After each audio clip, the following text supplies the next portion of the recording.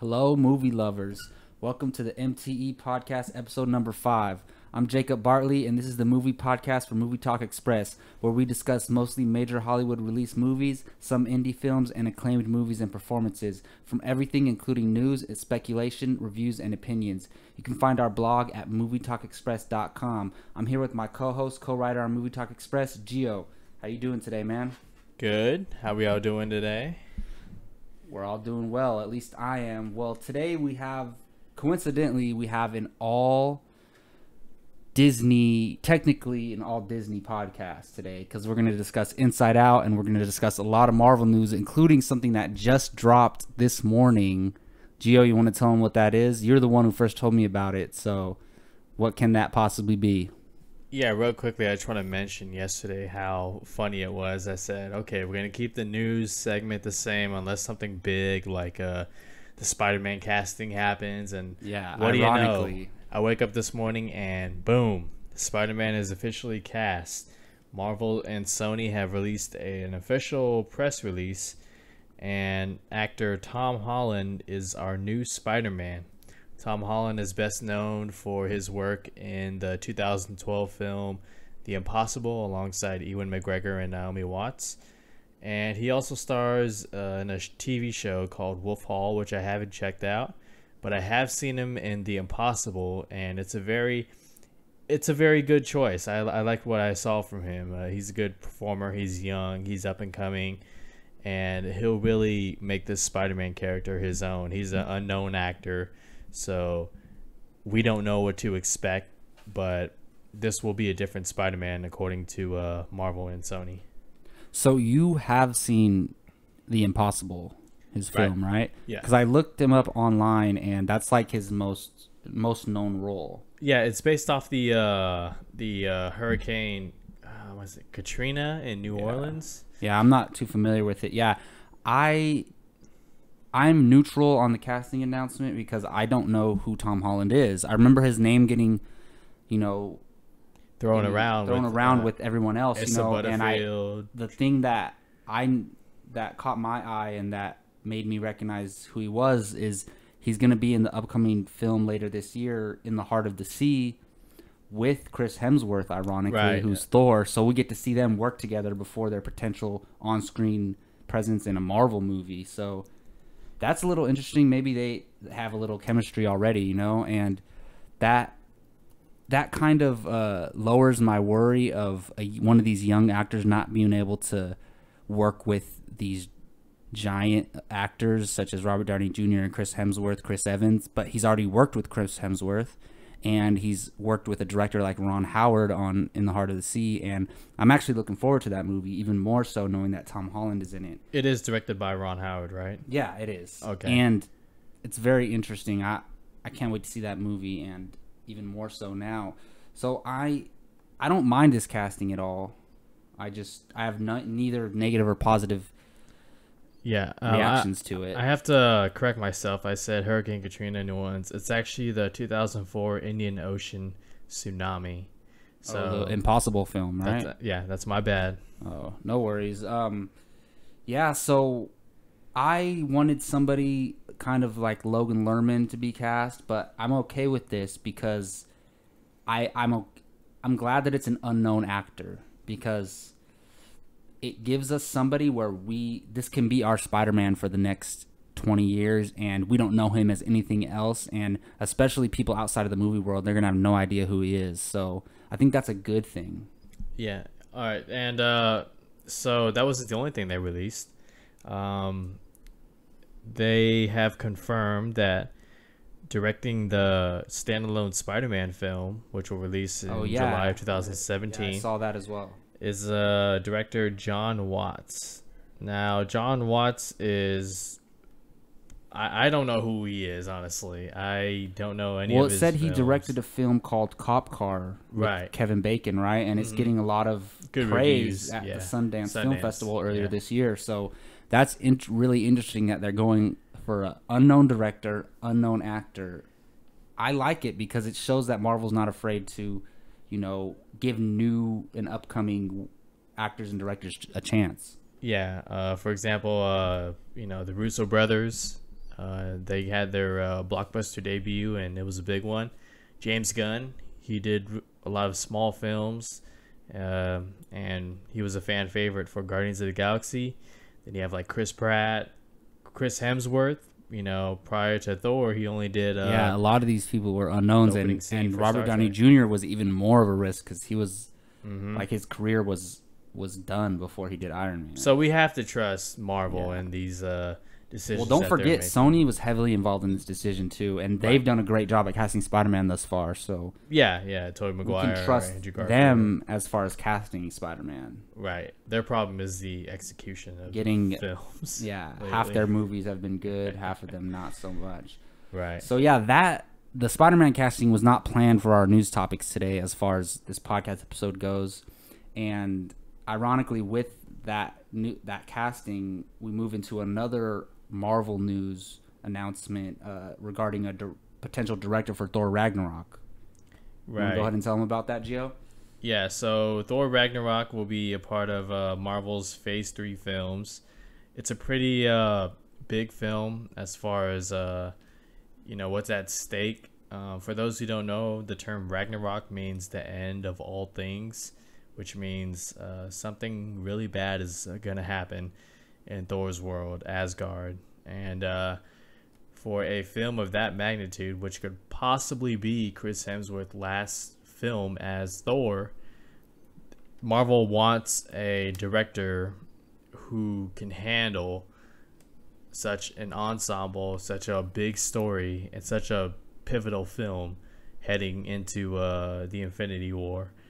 And with that, it's been rumored by my guy Humberto Gonzalez of Heroic Hollywood that Kenneth Branagh has been offered the directing job for Thor Ragnarok. And Branagh previously directed the first Thor film, which I liked. I mean, it wasn't my favorite Phase 1 film, but I mean, considering the uphill battle that Branagh had, he turned in something really good. And he also directed Cinderella, which I did not watch, but you did, and you can talk really about good that. movie. Really good movie. But he did also direct Jack Ryan's Shadow Recruit, which starred Chris Pine. I did not see that, but and Kevin Costner. I saw half the film, but the half I saw was okay.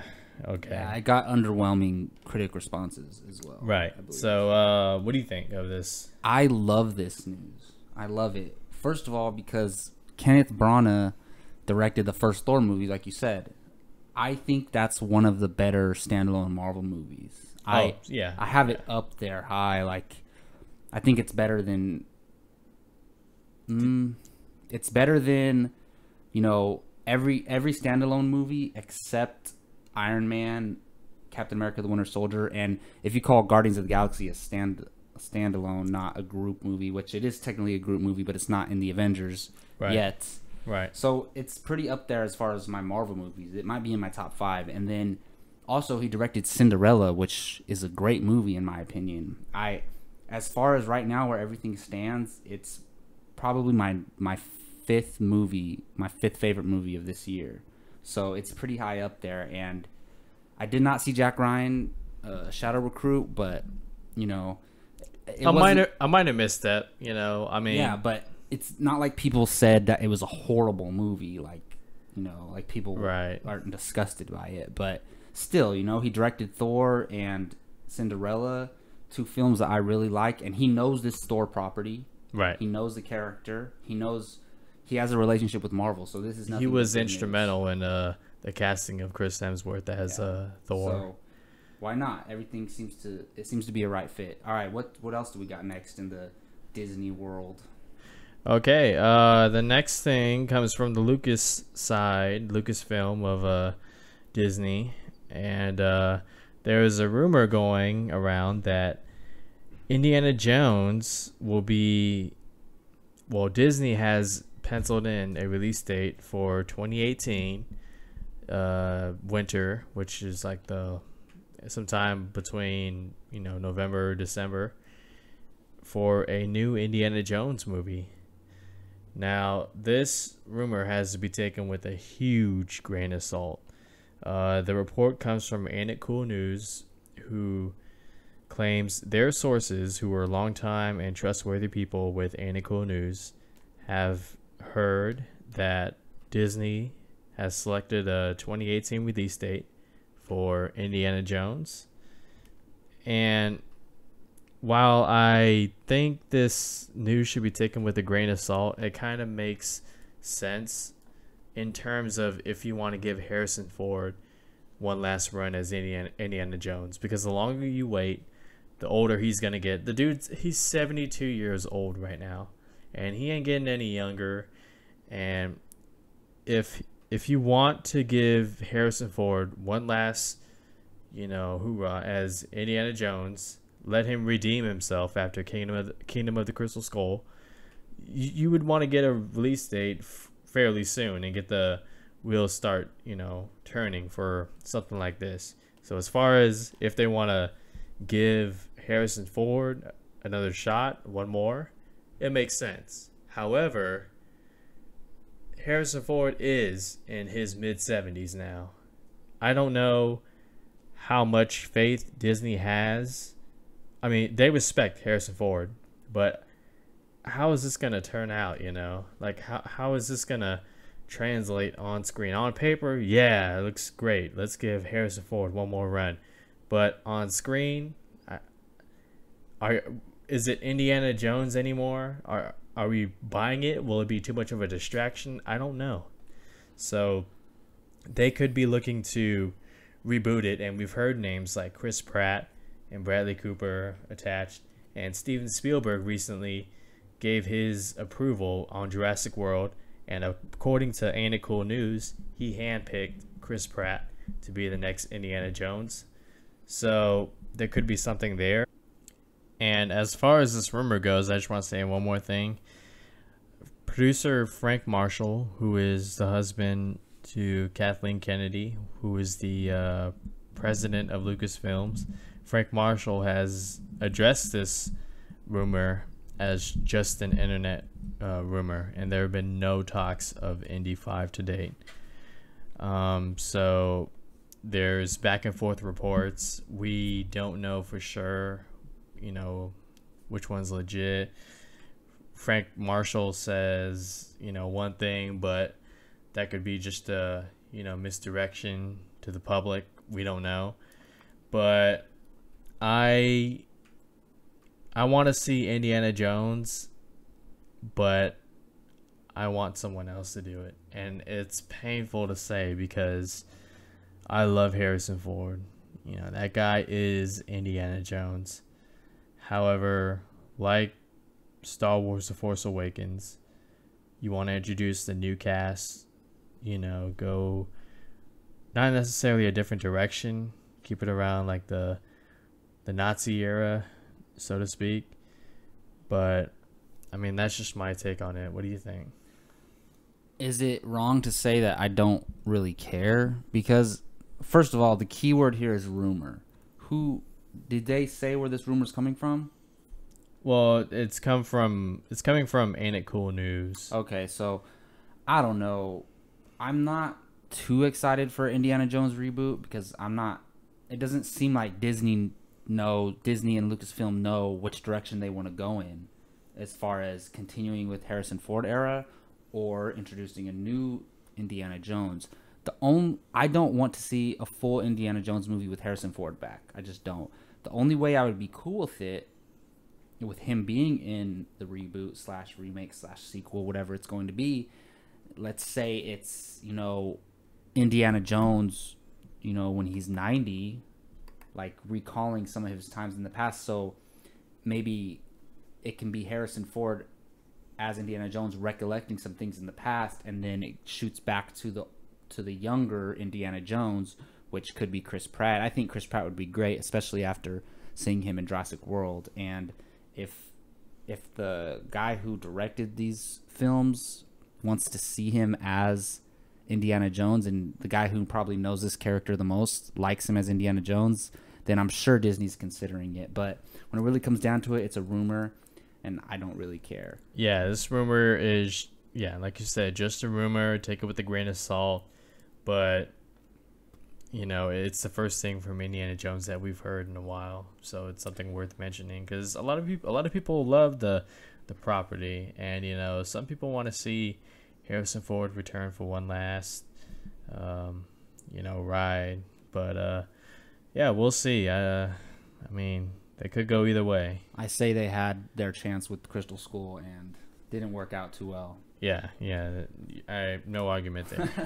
All right, well, let's get into what we really came here to talk about today, which is Inside Out. The Disney Pixar film is finally released, and it's getting some great responses from fans and critics and the box office. It made $90 million domestically this weekend, and that's the second highest grossing for a weekend for a Pixar film after Toy Story 3. So it's a success thus far, and we'll see how long it lasts and what type of legs it has. And we just saw the film yesterday separately, actually. And I gotta say, I mean, just my quick initial thoughts on the film. I think it's a really great movie. It's great. When I first saw it, I didn't know how to process it because there's a lot going on in this movie, and even for a young adult male like myself, it had me thinking about my self-conscious and everything and what goes on in my head. So it's in that sense it accomplishes its job of being like a heartfelt movie that people could connect to. I've heard a lot of people say that it's not really a kids movie when you break it down, and I agree. It's not necessarily a kids movie, but it's a movie that kids can watch and enjoy from a different standpoint. As far as visually, they're having fun watching it, and the characters that are introduced they can connect with, and maybe they can learn something from watching this movie. And in that sense, it is a kids movie, but I appreciate that adults, kids, teens, everyone can enjoy it. And I don't think it's Pixar's best movie by far, but I did enjoy it, and I think it's a really good film. What did you think about it? Just quick initial thoughts. Okay, so for me, Inside Out is Pixar's way of saying, hey, we're back, and we still got some creative juice left. Because for a while, people were, doubting the studio on whether they had any more original concepts or ideas, and, if their best years were behind them. But Inside Out, it just proves again that they can deliver something that's highly imaginative, fun, emotional, and something that both kids, teenagers, and adults can all enjoy. And that's kind of what Pixar has been about, with their stories. Is it's a kids animation movie, but there's a lot of adult themes in there and a lot of conflict that adults would handle that not necessarily children would. And Inside Out, it's not the best.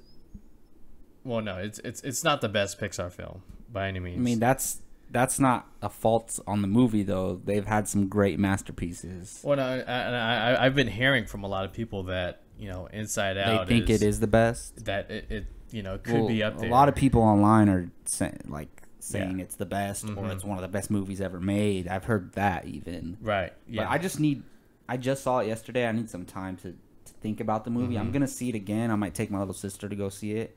Right. But yeah. So this film really does hit us on an emotional level. Has a great deal of what it's like growing up. Our emotions inside. It gives us an imaginative visual of our mind inside.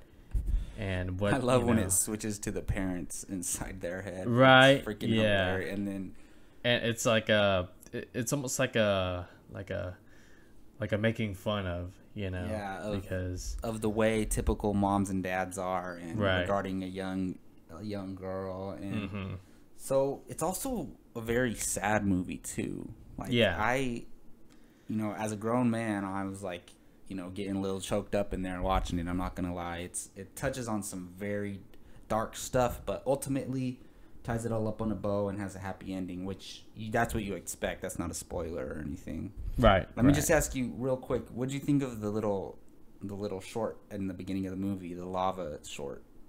Oh, okay. Well, how do I say this? I'm a Pacific Islander. I love the music. I love the little ukulele, right? Yeah, God, who directed that? It's Murphy. The director wrote the song, learned to play the ukulele, but got actual singers, Hawaiians to sing it. Wow, that's so cool. I didn't know that. I love it. It gives it authenticity, and it was beautiful. Yeah, I wasn't sure how I felt about it when it first came on, but like after like thinking about it for a day, it's really entertaining, and it really got to me. Yeah, James Ford Murphy was the director. Good job. He's also the man in charge of Pixar Animation. If I'm not mistaken. Really? Yes. Wow, nice. But I thought it was a little too long. You think so? Yeah. I didn't mind it just because I enjoyed it so much. I mean, it was cool seeing the volcano there, looking all like joyful. You know, he has to wait millions of years to, find the true love, and Well, wait, are we spoiling this? Or I'd rather not spoil it, but just for me, it's one of the more. I think this is one I'm gonna remember a lot. It's one of the more memorable shorts in front of these Pixar movies. Definitely one of the more memorable songs. Yeah. Wow. Yeah. So from that, let's move on to how Inside Out performed at the box office this weekend. So, like I said earlier, it made $90 million domestically and about 131 worldwide. Wow. But it's still not the number one movie in the country for this past weekend. Jurassic World takes it again with $106 million, bringing its worldwide total to nearly $1 billion. So what do you think on Inside Out's performance and Jurassic World beating it? Well, I mean, 90 million, you could not be, upset with that. Yeah. Especially it's your second biggest That is opening not weekend. A failure by any means. Not at 90 all. million. But Inside Out is the first Pixar film to not open number one at the box office. Really? So their streak of I didn't think about that. Double-digit films, it's finally done. But it didn't lose. It's not like it lost to like some other film, like it lost to Transformers or whatnot. We're talking about Jurassic World here, which is the name itself is huge, and the film it's the biggest opening weekend of all time, so you can't. It lost to that, so you can't. Right. It's not a failure. And I was surprised Jurassic World, had its legs and pulled in over 100 million on its second weekend. I didn't think it was going to do that. I forgot what we made estimates last week, but I forgot what we said. I think we said it's going to drop like 45% or something. Something like that. Now, whether it deserves that's another conversation. But hey, I mean, it's obviously gaining the word of mouth and doing it, so why not? Will Inside Out take the number one spot next week? Well, we have... Or this coming weekend? I don't... Actually, or does Ted 2 have a chance to... Actually, Ted... The first Ted took the world by storm, and this is the sequel. I think Ted will win the box office. I think Inside Out will be number 2, Jurassic World number 3. I'm going to go Inside Out at number 1, wow. Ted 2 at number 2, and Jurassic World at number 3. Only because A Million Ways to Die in the West. Yeah. Yeah, that put a bad... The general movie-going audience has no idea about that. Like, they're not... Well, I don't know. They're not like, oh, Ted 2, but he directed that too? Oh, no, I don't want to see that. How Seth MacFarlane puts his name on everything. But I don't... In my opinion, I don't think, like, general movie-going people... They're going to see Ted 2 no matter what. Everyone who wants to see it. Right. Well, we'll find out this coming weekend. For sure. All right. Well, in honor of Inside Out and Pixar, I want us to go over our top 5 Pixar movies to date. And this is not the movies that we think are the best Pixar movies. These are just our personal favorites. So, a lot of people say Cars 2 is their worst movie. One of us might have it on our list. Not saying that we do, but it's just an example of this is a list of our favorites. So I'm going to go ahead and give my list first. And so I want to do 5, and then we'll have like a 6-man, like a sixth honorable mention that barely missed it. So at number 1, I have Toy Story, the first Toy Story. You can't go wrong with that movie. It's the most influential movie on me as a kid. Probably I've watched it so many times as a kid, and it's Pixar's first movie. It's really what got them started. So. And it's groundbreaking for CG animation as well. Oh yeah, you can't. And then so at number 2, I have The Incredibles. I had a hard time not putting this at number 1, especially my love for the superhero genre. It did something. It was way ahead of its time in making kind of like, in a way, kind of a parody of the superhero genre, but being like a film that adults can really relate to, middle-aged adults going through, letting go of their youth and stuff. So Incredibles is up there for me. And then number 3, this is where people are gonna maybe laugh at me, but at number 3 I have the first Cars movie. I was 14 when the first Cars came out, and as far as being a young boy and enjoying movie, like I was really into cars back then, like real cars in general. So seeing an animated movie about cars, and like I was a big fan of Owen Wilson, and his voice is very recognizable. I don't know, it just hit me then. So number 3, Cars. Number 4, I have Finding Nemo. This one is just such a great movie, and it's so heartfelt. It might be the saddest Pixar movie in my opinion. A lot of people say Up is, but I think Finding Nemo might be. And then number 5, I got Monsters, Inc., the first Monsters, Inc. Yeah, that movie is incredibly funny. It's the funniest Pixar movie by far, in my opinion, and it's just the dynamic between the two leads, their voices are unforgettable, and you know it right when you hear them together that what it is. And it's just a very, it was a very unique film. And as far as my sixth man, so I did have Brave as my sixth honorable mention, but I might have to put Inside Out right there. And after seeing Inside Out a couple more times and digesting it, it might move up on my list, but right now I probably have Inside Out as my sixth man. So how about you, Gio? What's your list? Well, good list first. Thank you. Thank you. No one's gonna laugh at you, or I will tweet them. Yeah. For liking Cars. Right. I still have a little Cars action figure in the box at home. See, that's how much I liked it when I was 14. That's awesome. No, that's awesome, man. The first film I have on my list is Toy Story. Oh, you got the 1995, 5 years old. Woody, Buzz. Come on now, you can't go wrong. Number 2, like you, I have The Incredibles. I love the superhero films. I love how this Good film... list so far. Yeah. Yeah, the all around incredible fun story, pun.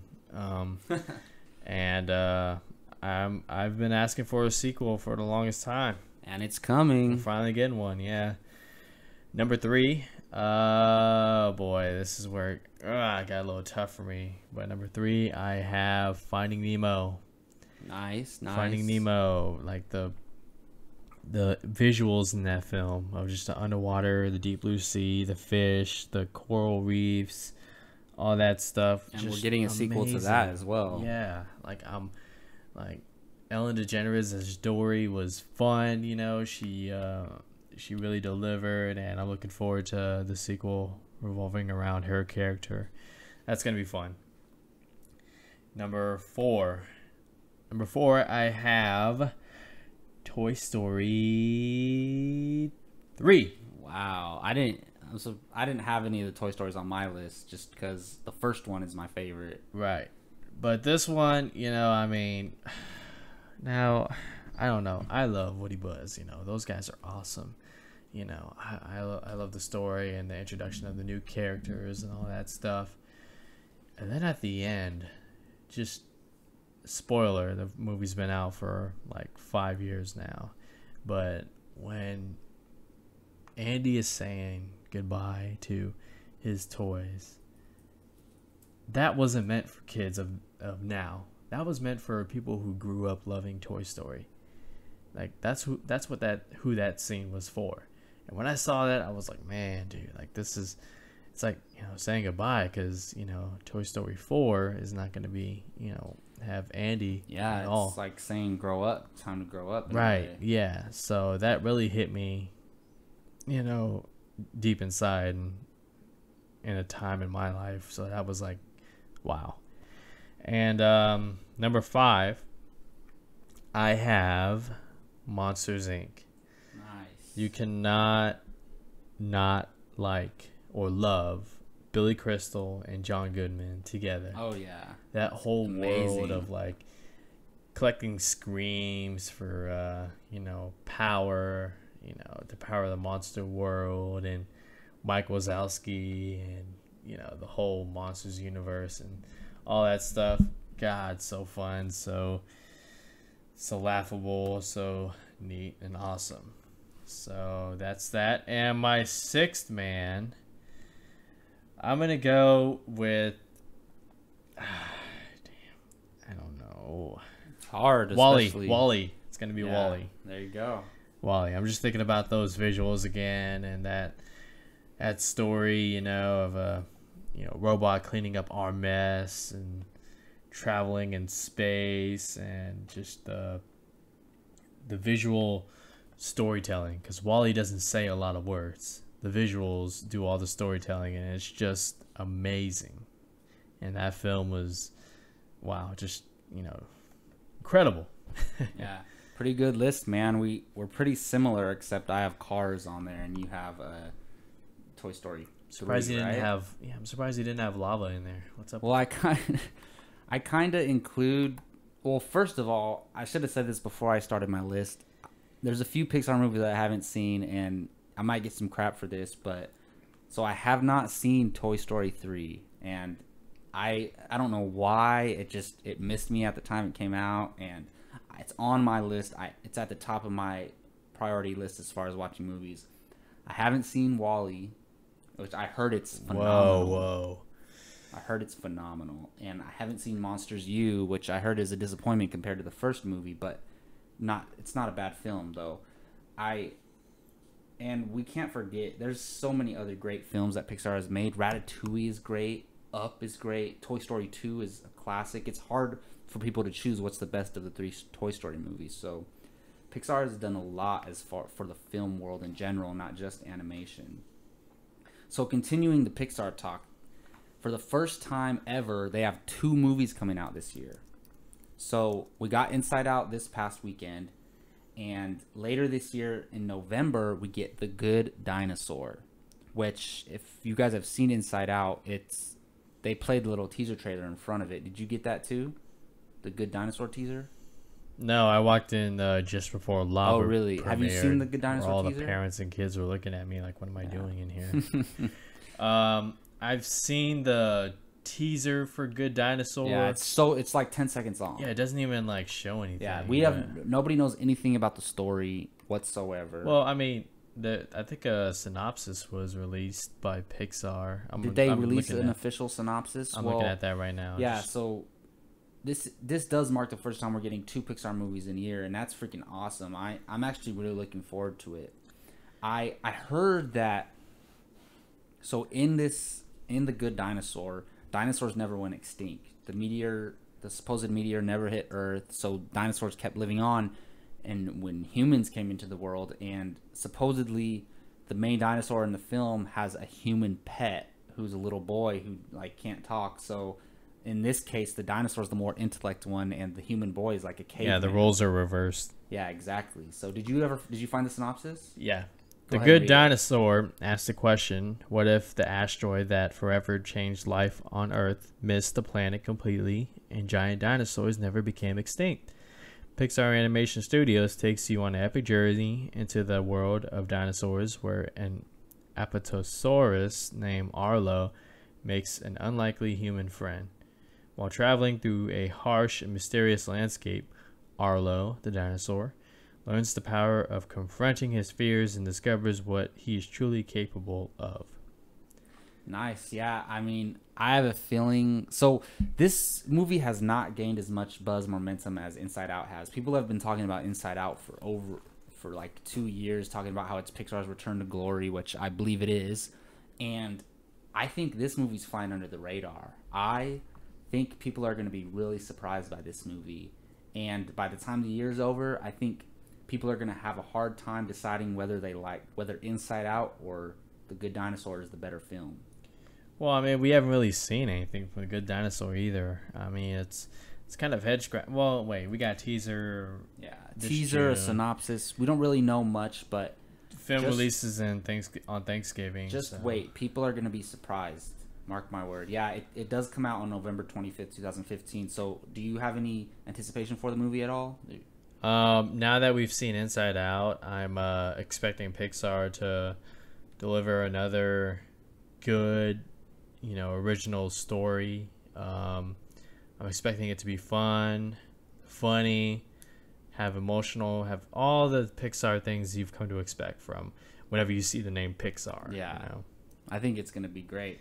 Right. All right. Well, that's going to do it for our Pixar/Disney/Marvel episode. It was all Disney related things, being that Marvel Studios is owned by Disney. And we'd like to thank you guys for listening to us. Like always, we're at episode number 5, going strong, Movie Talk Express. And you can find our blog on MovieTalkExpress.com, officially a .com website now. You can find us on Facebook at Movie Talk Express, on Twitter at Movie Talk EX.